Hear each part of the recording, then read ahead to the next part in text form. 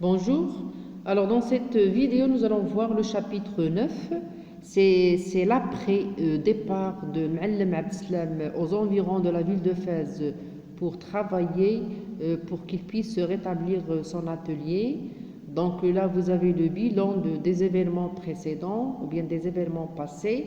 Le ménage en difficulté, c'est-à-dire la famille de Ma'alem Abdeslam est en difficulté. L'état de santé de Sidi Mohamed se dégrade. Lalla Zoubida s'occupe de lui nuit et jour. D'autres ennuis l'attendent. Les affaires de son mari vont très mal.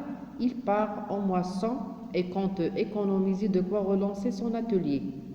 L'attente, la souffrance et la maladie sont au menu de tous les jours et marquent le quotidien de la maison. Lalla Zoubida et Lalla Aïcha, deux amis frappés par le malheur, décident de consulter un voyant, Sid al-Arafi.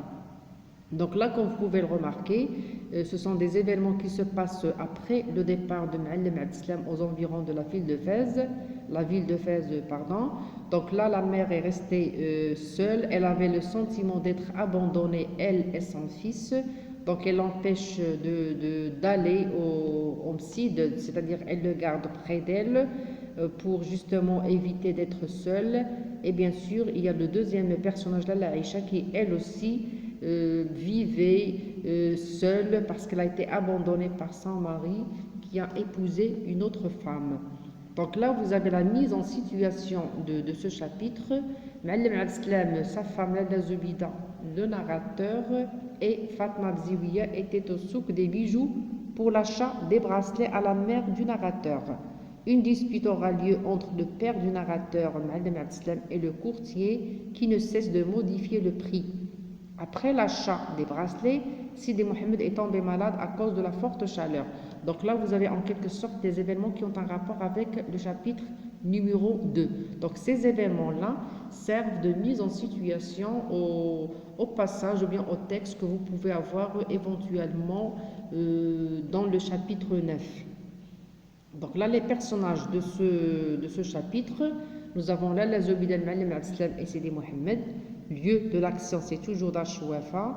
Le temps, c'était le soir. Les mouvements, donc c'est le retour du père à la maison. Donc là, ce sont des événements qui ont plutôt qui ont un lien avec le passage ou bien le chapitre précédent. Le père du narrateur a annoncé à sa femme qu'il a perdu son capital. C'est-à-dire là, ce sont des événements avant le départ du père. Le silence domine dans la maison de Sidi Mohamed. Le petit garçon est gêné par le silence des parents. Le narrateur est déçu par le fait que ses parents ne parlent pas. Ma'alem Abdeslam a recommandé à sa femme de ne pas trop gaspiller le sucre, c'est-à-dire il appelle à faire plus d'économies. Pourquoi? Parce qu'ils n'ont plus beaucoup d'argent après la perte de son capital. Lalla Zoubida dans un état lamentable parce que justement elle n'était pas habituée à faire des économies. Elle a commencé à crier et elle finira par tomber par terre. Ma'alem Abdeslam a décidé d'aller travailler comme moissonneur aux environs de Fès. Le père a décidé de vendre les bracelets pour laisser de l'argent à sa famille. Alors la question qu'on peut se poser, comment la mère du narrateur a réagi à cette nouvelle, c'est-à-dire à la nouvelle du départ de son mari.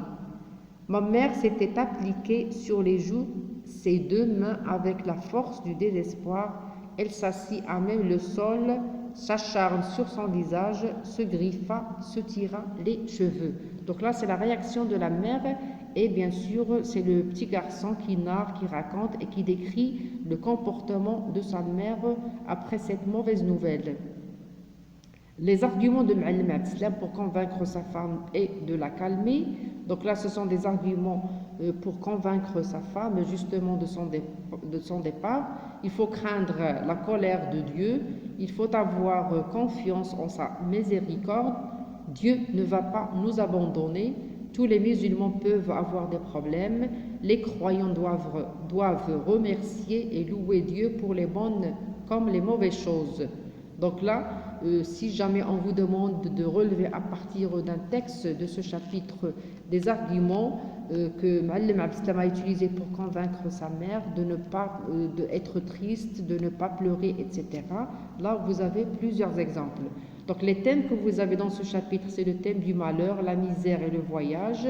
Puis vous avez les champs lexicaux relatifs à ces thèmes.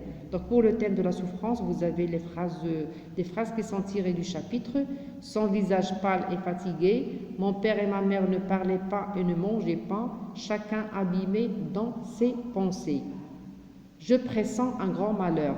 Puis vous avez le thème de la ruine.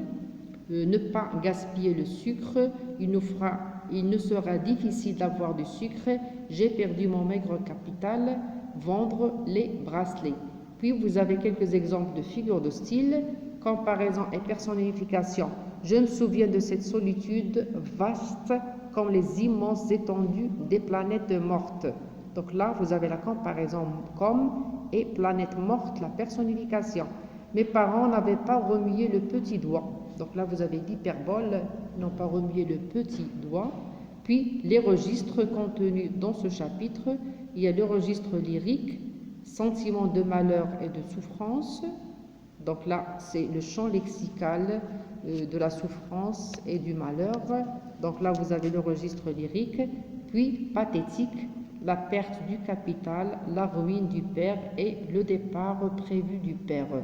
Voilà donc pour ce chapitre 9. En attendant les 3 derniers chapitres, je vous souhaite une très bonne chance et à très bientôt.